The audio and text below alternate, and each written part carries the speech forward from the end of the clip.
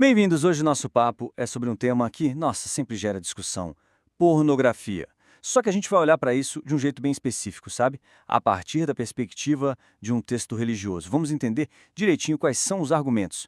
E para fazer isso, a gente vai mergulhar nos argumentos de um texto do pastor Ailton Santana que se chama Mundanismo. Essa é a nossa fonte e o nosso ponto de partida para a análise de hoje. Bom, e o autor já vai direto ao ponto, sabe? Ele não enrola. Logo de cara, ele estabelece uma tese central bem clara. Vamos dar uma olhada em qual é essa posição fundamental dele sobre o assunto? Então, olha só que interessante. Essa visão bate de frente com aquela ideia de que, o consumo de pornografia é uma coisa privada, né? Para o autor, não é bem assim. O problema é, na verdade, espiritual e prejudicial, mesmo que seja entre parceiros que concordam com isso.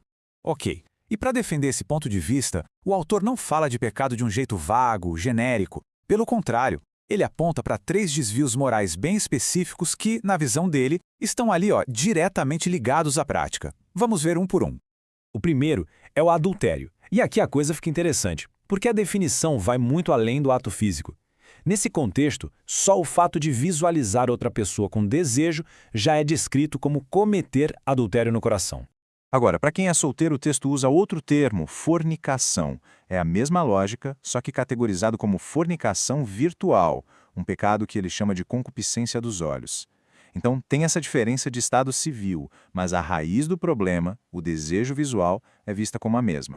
E o terceiro ponto é a cobiça. Na verdade, essa é a essência de tudo, segundo a fonte. O ato de cobiçar se aplicaria tanto a homens quanto a mulheres. Ou seja, o ponto central aqui é que a prática não é só sobre um ato sexual, é vista como uma quebra de um mandamento moral fundamental, sabe? O de não cobiçar. Beleza, então a gente viu os pecados associados. A partir daí, o autor começa a descrever o que ele enxerga como as consequências disso tudo no mundo real, que ele considera, assim, devastadoras.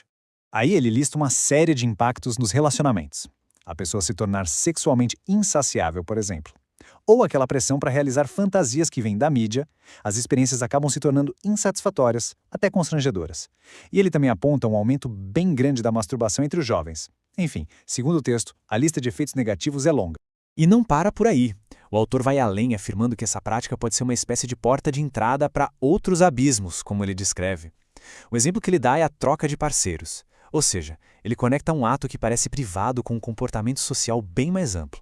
E para dar uma ideia do tamanho da preocupação dele, ele cita um número, 200 mil.